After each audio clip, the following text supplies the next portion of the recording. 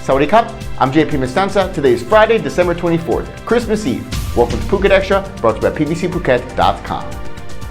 Another day, another rule change when it comes to alcohol for New Year's Eve in Phuket. Phuket Vice Governor Piche Panapong has now confirmed that both outdoor and indoor venues hosting New Year celebrations on December 31st may serve alcohol until 1 a.m. on New Year's Day. The confirmation was made today and followed this same Vice Governor only yesterday, announcing that under a directive from Bangkok, all indoor venues were only allowed to serve alcohol until 11 p.m. As of today, that no longer applies, as both indoor and outdoor venues can sell alcohol until 1 a.m. on January 1st. Who knows what happens tomorrow? Earlier this week, an Israeli tourist left their hotel in Bangkok prior to receiving their COVID-19 test result when they landed. He's one of a few tourists who've avoided the health screening process upon entering Thailand. And now, the reason, supposedly, is due to the failure of the tourist tracking system apps. One of the requirements for international arrivals to enter Thailand is to download the Mo Chana tracking app once they get here. But according to the president of the Kata Karon Hotel Association, the different authorities responsible for different applications did not work to synchronize the whole system. And because of this, more than 80% of inbound travelers had not been able to download the app. The Mo Chana app is supposed to be the main tool to track their whereabouts and alert tourists to take a second COVID test, or when they had close contact with COVID patients. The president of the association said, quote, "The recent case of the Israeli tourist who ran away from a Bangkok hotel should be a case study for our preventive measures. The authorities should be able to track his real-time location without having to call hotels to determine if a tracking app is working." She said the country uses 3 apps, including Thailand Pass, the pre-arrival registration system that should link with Coast, the surveillance platform the Disease Control Department requires hotels to use for all guest bookings and other information. When the system malfunctions, hotels have to put more effort into processing all the data manually, which not every property is willing to do, she said. That can create a loophole in the surveillance scheme.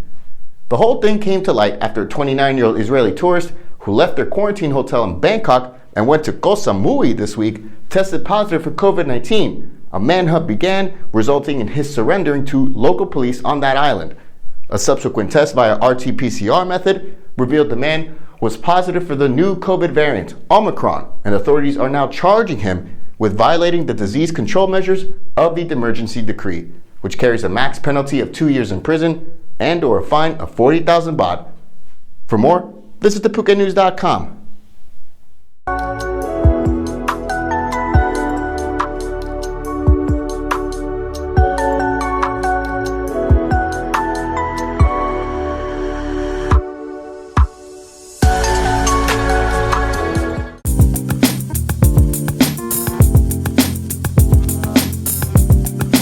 Quality guaranteed since 2012.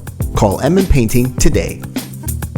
The Department of Thai Traditional and Alternative Medicine will propose that the Culture Ministry of Thailand register local cannabis strains as Thai national heritage.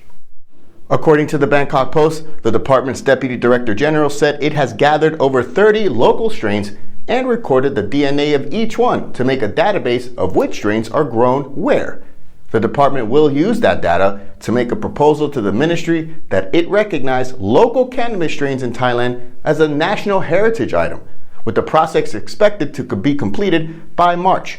Dr. Kwanchai Wisitanon of the department said, Thai traditional medicine has been using cannabis to treat patients for more than 300 years. The efforts come after the newly amended Narcotics Code went into effect this month that does not include cannabis nor kratom.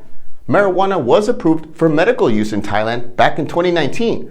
The Public Health Ministry this year has directed the Thai FDA, the Government Pharmaceutical Organization, and the Department of Thai Traditional and Alternative Medicine to look for ways to maximize cannabis's potential as Thailand enters a global market worth an estimated $20.5 billion in 2020.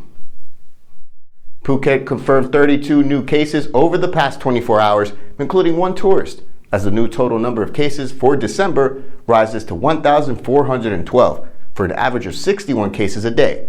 The Phuket COVID death toll for December remains 6. Since the pandemic began early last year, Phuket has had 19,447 cases and a death toll of 146, 98% of all of which were recorded since this past April.